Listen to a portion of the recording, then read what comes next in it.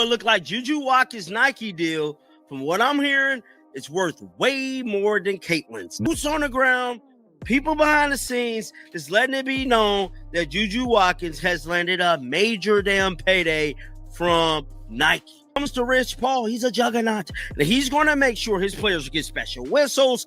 He's going to make sure they get the most money, and he's definitely going to make sure they remain popping, bro. So me personally, I believe, from what I'm hearing, that Juju Watkins has landed upwards of $30+ million from Nike for a major shoe deal. If Nike really thought they could slip this by fans without sparking outrage, they must have forgotten that people actually watch the games, not just the shiny highlight reels. Fans wasted no time pointing out the truth. Caitlin Clark is single-handedly carrying the WNBA on her shoulders. She's driving TV ratings, packing arenas, pushing merch, and even pulling in new sponsors. And yet, Nike looked straight past all that and said, "Nah, let's crown someone else." That's not just questionable. It feels like a straight-up slap in the face to the fans who actually spend their money on Nike gear. The wildest part? People online connected the dots instantly. They weren't subtle about it either. Comment after comment said the same thing. This has Clutch Sports written all over it. Rich Paul say it was the biggest shoe deal since Zion. That's crazy. Have you done anything? Have you splashed out with any of the money? No. I try to be very smart, but yeah, just super grateful for the opportunity. Juju is tied to LeBron's camp, and Nike and LeBron are locked together like peanut butter and jelly. Sure, the pick makes sense inside a boardroom where handshakes and deals run the show, but in the real world, it looks ridiculous. The average fan doesn't care about agency politics or who signed under whose camp. They just know one thing: Caitlin Clark should have been the obvious face of this campaign. All this for a major shoe deal. And here's the kicker: Nike isn't exactly sitting pretty right now. Their stock has been shaky, sales are sliding, and competitors are eating their lunch by moving faster and locking in with younger buyers. So, what does Nike do? Instead of grabbing the one player who's been keeping the WNBA alive this year, they make a move that turns her entire fan base against them. And Caitlin Clark's supporters aren't quiet. They're loyal, they're loud, and they're out here spending serious money. You'd think Nike would see dollar signs flashing in neon, but nope. They saw politics instead. And this isn't new. Nike has a history of playing this game. Remember when they pushed certain athletes, not because they were the hottest at the time, but because they fit some polished image Nike wanted to shove down our throats? It's a pattern, and it's ugly. The truth is, fans aren't fooled. 9 times out of 10, people see right through these moves. And now with Caitlin, it couldn't be more obvious. She's literally dominating headlines, yet Nike's out here acting like she doesn't exist. And that's what makes this sting even more. Now don't get it twisted. Juju Watkins is no scrub. She's crazy talented, and she might go on to have a long, legendary career. But let's keep it real. She's still unproven at the pro level. The deal proved that women's sport is every bit as popular as men's sport these days. I don't know. I don't think that's really up to me to answer, but like I said, just super grateful for everything, and the women's game is definitely headed in the right direction. She hasn't dealt with the pressure cooker that Caitlin already survived. Hostile road crowds, brutal physicality, non-stop media heat, and even jealousy from rivals. Caitlin has already taken all of that head-on in her rookie season and still kept her game elite. So, for Nike to pass on someone who's proven she can deliver, just to hype up a rookie who hasn't even played a single WNBA game yet, that screams exactly where their priorities are, and it isn't about performance. Here's the backfire, because instead of boosting Juju, Nike just put a huge target on her back. Now she's carrying the weight of being chosen over Caitlin Clark, and every stumble, every bad night, every piece of negative press will blow up bigger than it should. That's pressure no rookie deserves. And let's be honest, the comparisons won't stop. Every fan, every analyst, every hater is going to line Juju up against Caitlin, and that's not fair to her. But Nike created this storm by playing politics. Meanwhile, Caitlin's not the one losing here. If anything, this snub just makes her an even bigger draw than she already was. Her fans are only going to rally harder now. They're already saying, fine, if Nike won't back her, we will. And don't think other brands aren't circling. Adidas, Under Armour, Puma, they're all licking their chops right now. Nike just cracked the door wide open for one of them to swoop in and turn Caitlin Clark into the centerpiece of their women's basketball empire. Just picture the headlines if Adidas lands her after Nike's massive fumble. That's a marketing dream come true. But here's the ugly part. The WNBA doesn't come out clean in this mess either. This league has a history of being petty, and fans know it. Remember when players voted Caitlin 9th among guards at the All-Star game? 9th. That wasn't basketball. That was jealousy on full display. Now Nike skipping her for this commercial only fuels the narrative that the establishment is trying to hold her back. Fair or not, that's exactly how fans see it. And once fans believe their favorite is being targeted, they don't just complain, they mobilize. And when they mobilize, it's loud, it's viral, and it changes everything. Watkins just signed a multi-year contract extension with Nike that'll give her one of the richest shoe endorsement deals in women's basketball. Nike officials finished discussions today on the deal with negotiations led by Clutch Sports CEO Rich Paul and Watkins' team. Juju originally signed with Nike as a high school senior back in October 2022, and now coming off a season after becoming the all-time leading scorer among freshmen in NCAA Division I basketball history, she continues to make history by securing one of the richest endorsement deals for a female athlete. So here's the real question. What does the WNBA actually want? Do they want to grow the game or keep playing politics? Because if growth is the goal, Caitlin Clark should be front and center. She's the one breaking records, packing arenas, and dragging TV ratings back from the dead. And yet, every time, it feels like the league and its partners are trying to dim her shine instead of letting it glow. If this is really the strategy, it has to be one of the dumbest business moves we've ever seen in sports. Think about it. This isn't the NBA where stars pop up every season. The WNBA has been fighting for decades just to break into mainstream attention. And finally, they've got a player who moves the needle in Caitlin Clark. Instead of embracing that gift, Nike and the league are playing politics. It almost feels like they'd rather make a point than make money. And for a league that desperately needs revenue, that's flat out insane. Now fast forward. What happens if Caitlin keeps climbing, keeps winning, and keeps pulling in fans by the millions? At some point, Nike will come crawling back, scrambling to plaster her face on a campaign. But by then, it might be too late. If Adidas, Puma, or Under Armour already locked her down, Nike will be left explaining how they fumbled the biggest star in women's basketball. That's how disastrous business decisions are made, chasing short-term politics instead of long-term growth. And it all circles back to one ugly word: jealousy. Players jealous of Caitlin's spotlight, agents jealous of the power she has, and brands jealous that a star outside their control became too big to ignore. And jealousy? It never builds, it always destroys. Nike had a chance to score the easiest slam dunk in marketing history, and instead, they tripped over their own shoelaces for the world to see. So here we are. Nike crowns Juju Watkins, the WNBA looks petty, and somehow Caitlin Clark walks out of this even stronger. The irony is wild. The very league and brand that should be building her up are actually making her bigger by trying to push her down. And if you don't see the twist in that, you're not paying attention. Word is Juju's Nike deal blows past Caitlin's by a mile, and fans are heated. Nike just made a call that has people scratching their heads and fuming online.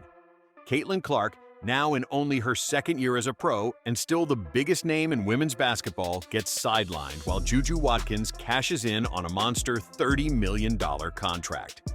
The backlash is deafening, and the questions won't stop. Should Nike regret this? Let's set the scene. Caitlin Clark has been the headline machine in women's hoops since her Iowa days. She turned college gyms into NBA-style sellouts, pulled TV ratings that embarrassed NBA regular season games, and dragged the WNBA into must-watch territory for fans who hadn't cared in years. That's not hype, that's history. And Nike's answer? Thanks, Caitlin, but we'll go with Juju. That's not just confusing, it's insulting. And when you look deeper, the power moves become obvious. Rich Paul is a juggernaut in sports marketing, and Juju is with Clutch Sports, which is basically a cheat code in today's game. Now, don't get it twisted. This isn't hate on Juju. She's phenomenal. She's got the talent, the flash, and the star power. But Nike's decision wasn't about basketball, it was about politics. And fans can smell that from a mile away. Rich Paul and LeBron don't play small ball when it comes to brand deals. They go big every time. But here's the thing. The outrage from fans isn't really about Juju Watkins landing a payday.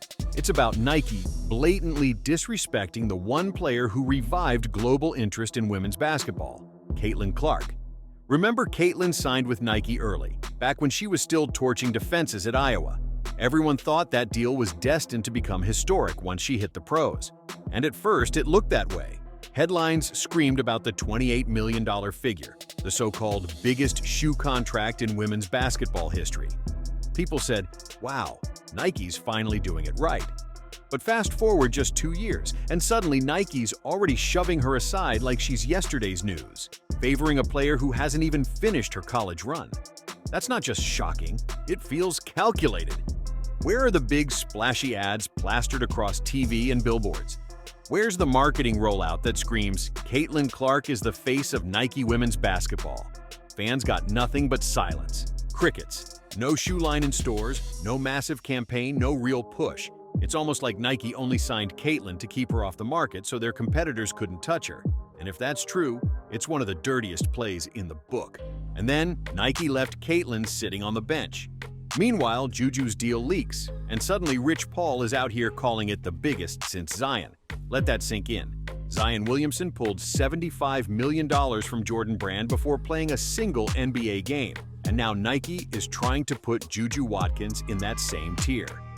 Meanwhile, Caitlin Clark, the real ratings magnet, the one filling arenas, the one literally carrying women's basketball, is still waiting for her shoe to even hit shelves.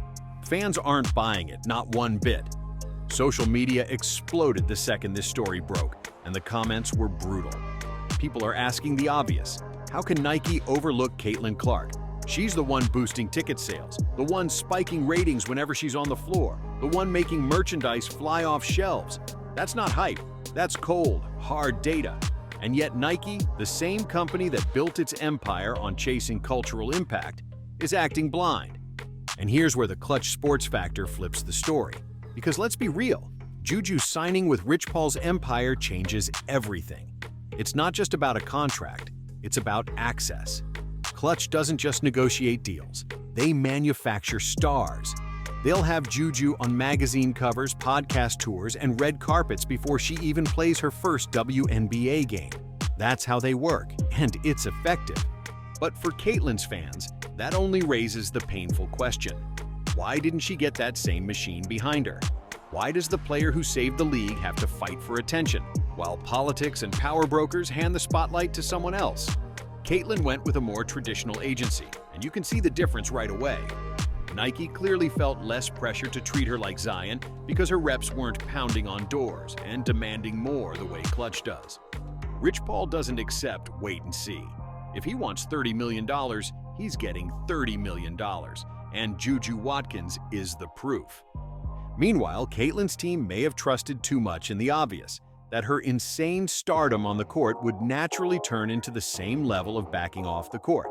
But now, we see how that gamble played out, and it's brutal. The timing couldn't be worse for the WNBA either.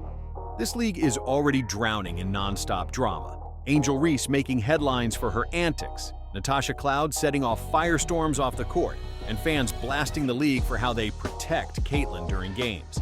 And now Nike jumps in and basically dumps gasoline on the fire by saying, yeah, we see everything Caitlin's doing, but Juju's the one we're really betting on. If the goal was to make WNBA fans feel invisible, mission accomplished. And let's rewind for a second. Caitlin's WNBA debut was the golden moment. She dropped 20 points in her first game. Yeah, she turned it over 10 times, but the arena was sold out, millions were watching, and ESPN couldn't shut up about her. That was Nike's moment to strike, to roll out her signature shoe and own the culture. But what did they do? Nothing. They sat on their hands and wasted it. And when you stack it up against how NBA stars are treated, it's even uglier. Remember when LeBron James was still a rookie? Nike had the Chosen One campaign blasting before he even touched the court. Caitlin Clark proved it on the floor, and they still left her waiting. LeBron's first signature shoe dropped instantly. He was the face of Nike from day one. Zion Williamson? He had his mega deal locked, splashed across every ad, and hyped up before he even touched an NBA court. But Caitlin Clark? She's in her second year, still waiting on a shoe, stuck with a contract that suddenly looks tiny compared to Juju's monster payday. And here's where the sarcasm kicks in. Nike really wants us to believe Caitlin Clark's value is meh compared to a college player who hasn't even carried a league yet? That's like Apple deciding the iPhone was overrated after it sold out worldwide, and then putting all their energy into pushing the next iPod instead. Makes total sense, right? Wrong. Fans are furious because they see exactly what's happening. This isn't about performance, it's politics. Juju Watkins has the clutch machine powering her moves, while Caitlin Clark is stuck with Nike dragging its feet like she hasn't already transformed women's basketball. And here's the bigger problem. The WNBA doesn't have a deep bench of superstars who sell out arenas on their own. They don't have 50 players who can shift ratings and move merch. They have one, Caitlin Clark. And Nike just looked at the player who saved the league and basically told her, "You're not our priority." That's not just a mistake, it's a scandal. Here's another angle fans won't stop bringing up. Caitlin Clark isn't just an athlete, she's a cultural force. Moms in Middle America are rocking her jersey, little kids are showing up with handmade signs, and she's pulling in casual fans who never cared about women's basketball before she hit the stage. That kind of star power is priceless. But apparently, it's not priceless enough for Nike because they still haven't rolled out her signature shoe before jumping to the next shiny project. And now, the fallout is real. Fans are already asking whether Caitlin should walk away from Nike altogether. Just let that sink in. Year 2 in her pro career, and people are begging her to ditch the biggest sports brand on the planet because they're flat out failing to treat her like the superstar she is. Meanwhile, the competition is drooling. Under Armour, Adidas, Puma, every single one of them would love to make Caitlin Clark the face of their women's basketball empire. Nike had her first, and somehow they're fumbling it away in front of the whole world. If you enjoyed this breakdown, don't forget to like, subscribe, and share. More stories coming your way soon.